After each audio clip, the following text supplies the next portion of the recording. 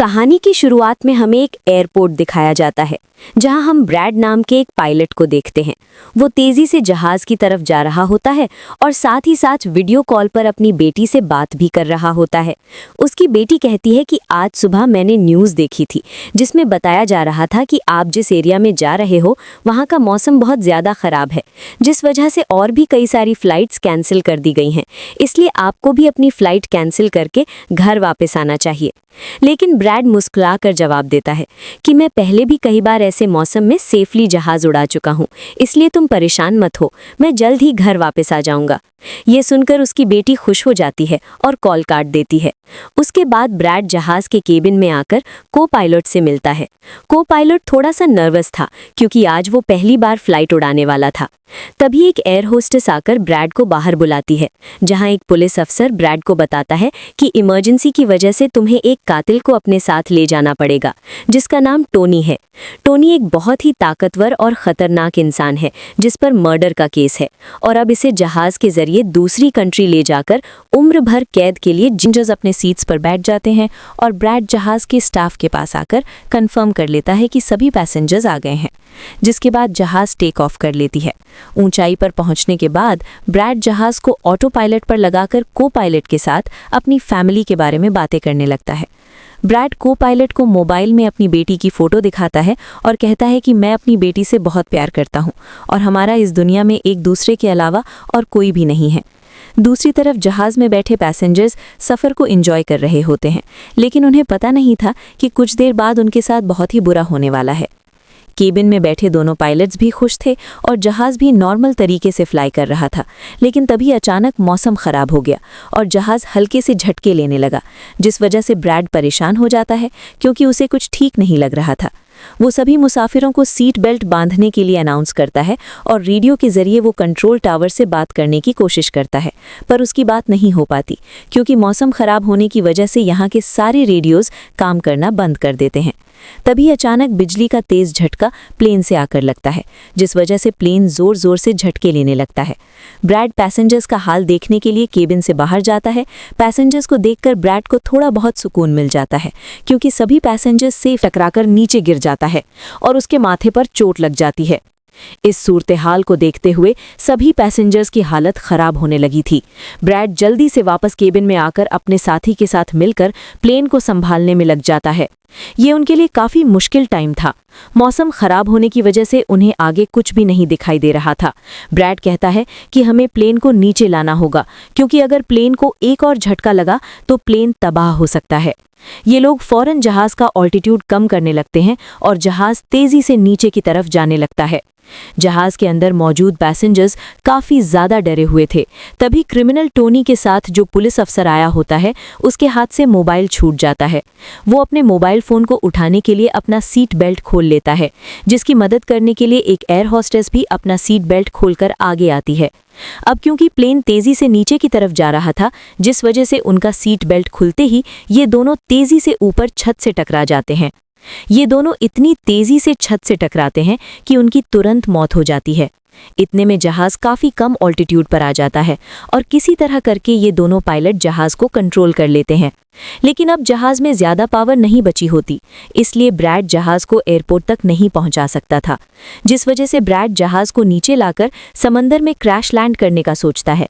लेकिन तभी ये दोनों कुछ दूर एक आइलैंड देख लेते हैं, जिसके बाद ब्रैड जहाज़ की डायरेक्शन आइलैंड की तरफ कर लेता है और आइलैंड पर लैंड करने का फैसला करता है। कई मुश्किलों के बाद ब्रैड इस आइलैंड पर मौजूद एक रोड पर फाइनली इमरजेंसी लैंड कर लेता है।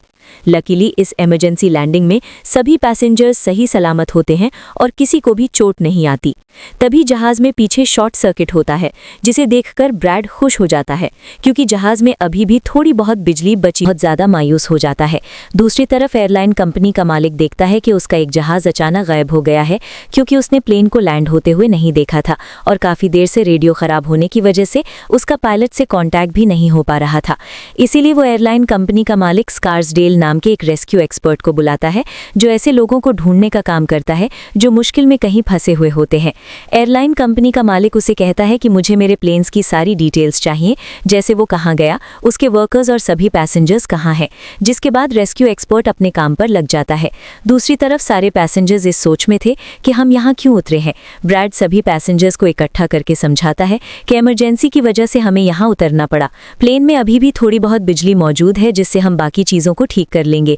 तब तक आप लोग यहाँ आराम से रहें और आप लोग घबराइएगा नहीं, बहुत जल्द हम यहाँ से निकल जाएंगे। जिसके बाद ब्रैड प्लेन के पास आकर उसे ठीक करने में लग जाता है, पर वो देखता है कि जहाज़ में पावर काफ़ी कम है, इसलिए उन्हें मदद का इंतज़ार करना होगा। ये लोग मैप निकालकर खुद ही अपनी लोकेशन देखने लगते हैं ताकि उन्हें पता चल सके कि आखिर ये लोग किस जगह पर है। ब्रैड का साथी को पायलट नक्शा देखकर बताता है कि हम एक प्राइवेट आइलैंड पर फंसे हुए हैं। ये जगह बहुत ही खतरनाक है।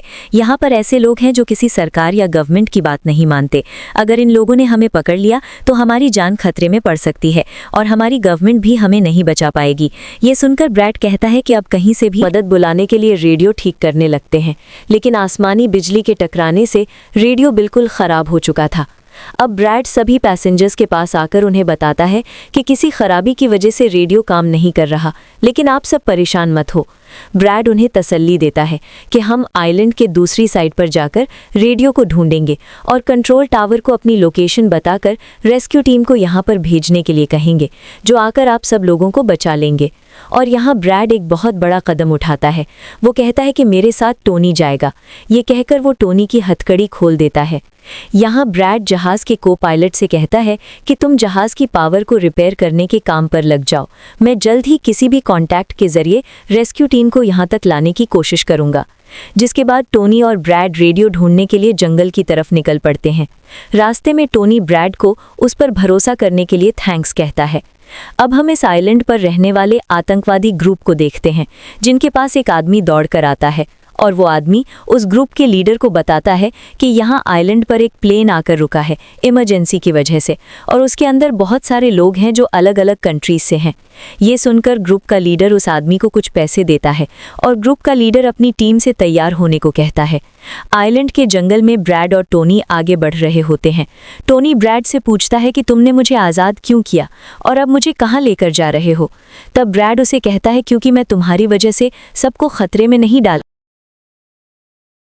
मिलिट्री बैकग्राउंड से हूँ और मैं यूएस मिलिट्री में कई साल ड्यूटी कर चुका हूँ। कुछ ही देर में पीछे से टोनी की आवाज़ आनी बंद हो जाती है। जब ब्रैड पीछे मुड़कर देखता है तो टोनी वहाँ नहीं था। वो ब्रैड से अपनी जान छुड़ाकर भाग चुका था और अब ब्रैड अकेले ही जंगल में आगे निकल पड़ता है। जंगल में आगे बढ़ते हुए ब्रैड एक खाली पड़ी फैक्ट्री में जाता है, जहाँ वो एक टेलीफोन को ढूंढ लेता है, लेकिन वो पुराने ज़माने का टेलीफोन खराब पड़ा हुआ था। जिसके बाद ब्रैड साइड पर लगे उस टेलीफोन के तार जोड़ने लगता है और टेलीफोन काम करने लग जाता है।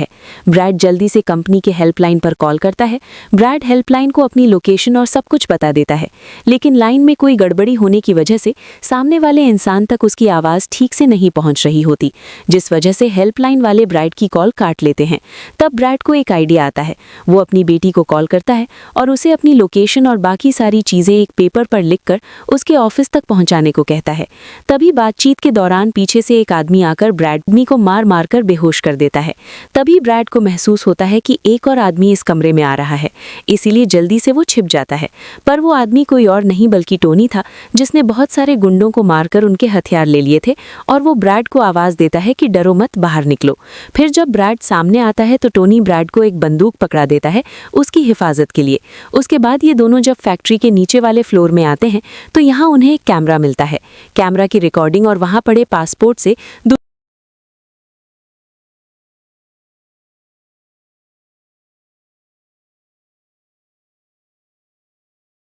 इन्हीं पता चलता है कि इस आइलैंड पर रहने वाले आतंकवादी लोगों को किडनैप करके उनकी फैमिली से काफ़ी बड़ी रकम की डिमांड करते हैं, और जब किडनैप किए हुए बंदे की फैमिली की तरफ से उन्हें पैसे मिल भी जाते हैं, तब भी ये लोग उसे छोड़ने के बजाय मार देते हैं। ये देखकर ब्रैड समझ जाता है कि हमारे पैसेंजर्स भी खतरे में हैं। जिसके बाद ये दोनों बाहर निकलते हैं और सामने उन्हें एक गाड़ी दिखाई देती है। ये गाड़ी उस आतंकवादी की थी जो कुछ देर पहले ब्रैड के हाथों मारा गया। अब ये दोनों बाहर खड़ी गाड़ी में बैठ जाते हैं और अपने पैसेंजर्स की तरफ जाने लगते हैं। उधर सभी पैसेंजर्स ब्रैड के इंतजार में बैठे हुए होते हैं कि ब्रैड जल्द ही उनके लिए मदद लेकर आ जाएगा। तभी उन्हें किसी गाड़ी की आवाज़ आती है। गाड़ी की आवाज़ सुनकर ये लोग खुश हो जाते हैं और ये लोग समझते हैं कि ब्रैड उनके लिए रेस्क्यू टीम बुला लिया है।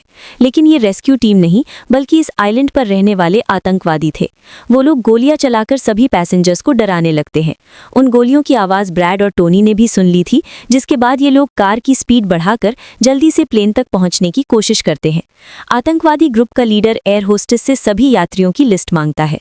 डर के मारे जल्दी से एयर होस्टेस उसे लिस्ट लाकर दे देती है। फिर गैंग का एक आदमी को पायलट से पूछता है कि तुम्हारा सीनियर पायलट कहाँ पर है, जिस पर को पायलट बताता है कि किसी काम से वो जंगल में गया था पर अभी तक वापस नहीं आया। तभी वहां पर ब्रैड और टोनी भी पहुंच जाते हैं, लेकिन ये दोनों चुपके से दूर से इन लोगों को देख रहे होते हैं। इसी दौरान एक औरत, जाओ, जहाज के अंदर जो भी कीमती सामान है उसे ले आओ।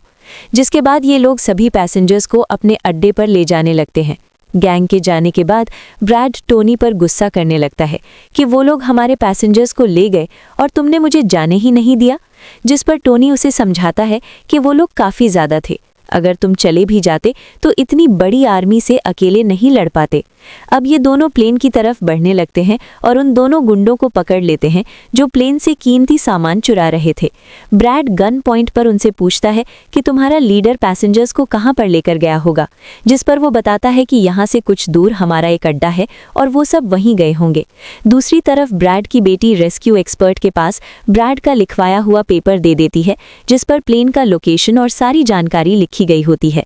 रेस्क्यू एक्सपर्ट सैटेलाइट की मदद से प्लेन की लोकेशन का पता लगा लेता है। उन्हें पता चल जाता है कि प्लेन एक आइलैंड पर फंसा हुआ है और उन्हें ये भी पता चल जाता है कि इस आइलैंड पर एक खतरनाक आतंकवादी ग्रुप है। इसके बाद वो रेस्क्यू ऑफिसर अपनी एक प्राइवेट आर्मी के कैप्टन को कॉल करता है और उसे ये सारी सिचुएशन समझाकर उस आइलैंड पर जाने को कहता है। प्राइवेट आर्मी का कैप्टन मान जाता है।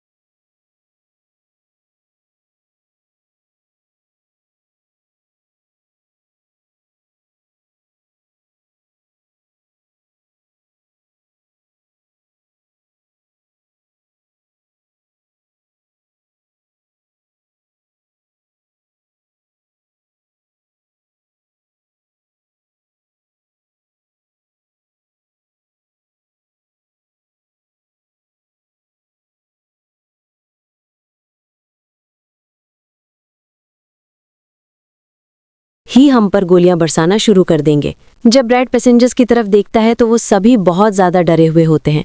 अब यहाँ ब्रैड अपनी जान को खतरे में डालते हुए एक फैसला करता है और टोनी से कहता है कि मैं वहाँ पर मौजूद सभी आतंकवादियों का ध्यान भटकाऊंगा और तुम मौके का फ़ायदा उठाते हुए सभी पैसेंजर्स को यहाँ से ले जाना। अब पहले तो टोनी ब्रैड को ऐसा करने से मना करता है।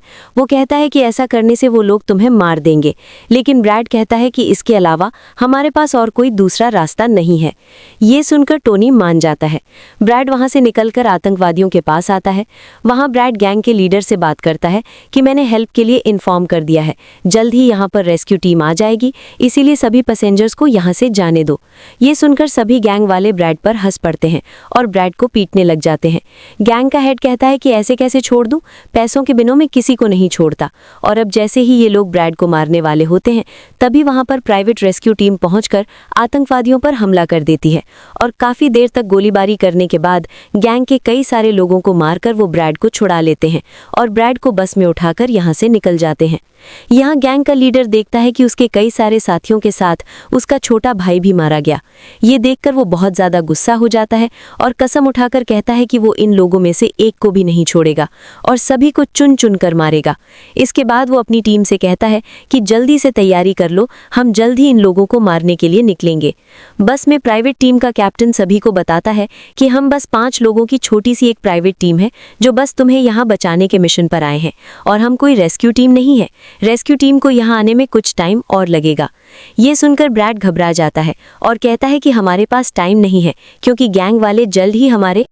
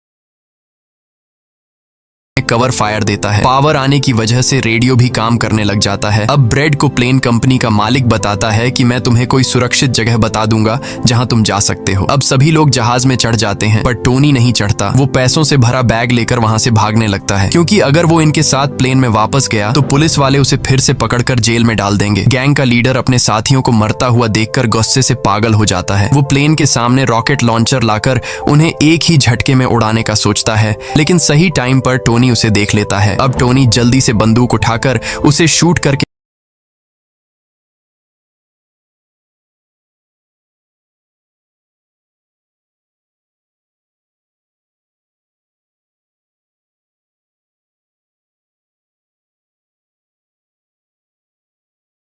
बताता है जहां ये लोग जा सकते थे, जो अब इनके काफी करीब था।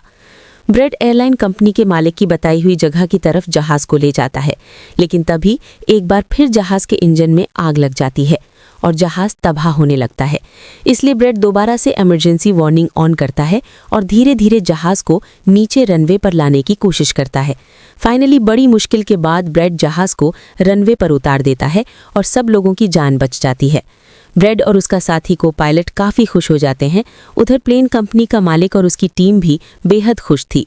अब ब्रेड पैसेंजर्स का हाल देखने के लिए पीछे जाता है तो वो देखता है कि सभी पैसेंजर्स सेफ हैं और ये देखकर उसके दिल को सुकून मिल जाता है। वहाँ खड़े सभी पैसेंजर्स ब्रेड के लिए तालियां बजाने लगते हैं और ब्रेड का शुक्रिया अदा करते हैं। कुछ ही देर में वहाँ उनके लिए रेस्क्यू टीम भी आ जाती है, जिसे देखकर सभी पैसेंजर्स खुश हो जाते हैं। यहाँ ब्रेड सभी पैसेंजर्स को रेस्क्यू टीम के साथ भेज देता है और कैप्टन फाइनली सुकून की सांस लेते हुए जहाज़ की सीढ़ियों पर बैठकर अपनी बेटी से कॉल पर बात करता है। इसी के साथ ये कहानी खत्म हो जाती है। अगर आपको वीडियो अच्छी लगी हो तो हमारे चैनल को सब्सक्राइब और वीडियो को लाइक ज़रूर कीजिएगा।